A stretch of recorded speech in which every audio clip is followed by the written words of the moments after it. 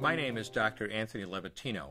I'm a practicing obstetrician-gynecologist, and I performed over 1,200 abortions.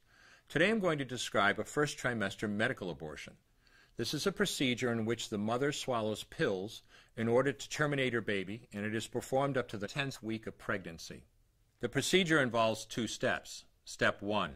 At the abortion clinic or doctor's office, the woman takes pills which contain mifepristone, also called RU46. RU46 blocks the action of a hormone called progesterone. Progesterone is naturally produced in the mother's body to stabilize the lining of the uterus. When RU46 blocks progesterone, the lining of the mother's uterus breaks down, cutting off blood and nourishment to the baby, who then dies inside the mother's womb. It is important to note that even after it has been taken, it is possible to reverse the effects of RU46 and save the baby if progesterone is administered. The sooner, the better.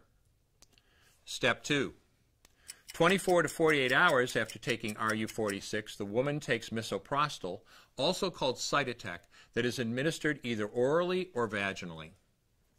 RU46 and misoprostol together cause severe cramping, contractions, and often heavy bleeding to force the dead baby out of the woman's uterus.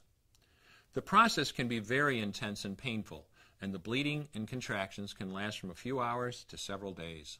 While she could lose her baby anytime and anywhere during this process, the woman will often sit on a toilet as she prepares to expel the child, which she will then flush. She may even see her dead baby within the pregnancy sac. At 9 weeks, for example, the baby will be almost an inch long, and if she looks carefully, she might be able to count the fingers and toes. After she has disposed of her baby, the woman may have bleeding and spotting for several weeks. Bleeding lasts, on average, 9 to 16 days. 8% of women bleed more than 30 days, and 1% require hospitalization because of heavy bleeding. The failure rate increases as the pregnancy progresses. If failure occurs, she will usually be offered a surgical abortion.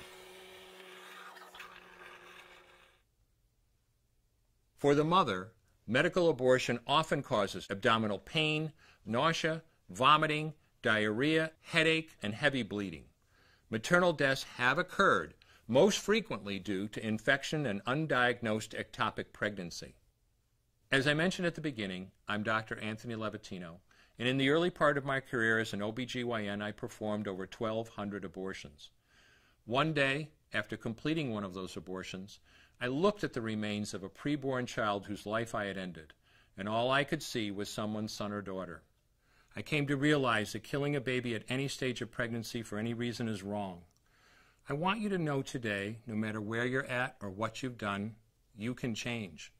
Make a decision today to protect the preborn. Thank you for your time. I will no longer do any more abortions. When you finally figure out that killing a baby that big for money is wrong, that it doesn't take you too long to figure out it doesn't matter if the baby is this big or this big or this big or maybe even this big, it's all the same. And I haven't done any since then, and I never will.